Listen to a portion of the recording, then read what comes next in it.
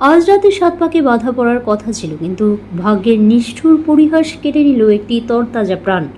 বিয়ের রাতেই মর্মান্তিক পথ দুর্ঘটনায় মৃত্যু পাত্রের। শুক্রবার রাতে এই ঘটনায় ব্যাপক শোকের ছায়া নেমে আসলো চাঁচল থানার শিমুলতলা গ্রামে। পুলিশ মৃতদেহটি উদ্ধার করে ময়নাতদন্তের জন্য মালদহ মেডিকেল কলেজ হাসপাতালে পাঠিয়েছে।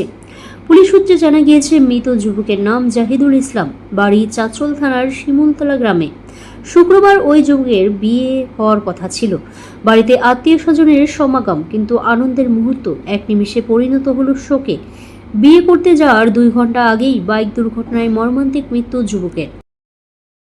কে শিমুলতলা গ্রামের মজিবুর রহমানের ছেলে জাহিদুল ইসলাম ও শামসি তেল ভরতে জিয়াগাছি পেট্রোল পাম্পে তেল ভরতে এসে বাড়ি যাওয়ার পথে গোবিন্দপাড়া মোড়ে ওখানে কোনো গাড়ি ওভারটেক করতে গিয়ে নিয়ন্ত্রণ হারিয়ে ইটের সঙ্গে ধাক্কা লেগে সে ওখানে লোকজন দেখে তড়িঘড়ি পার্শ্ববর্তী লোকজন এসে ওনাকে মালতীপুর হসপিটাল নিয়ে যায়।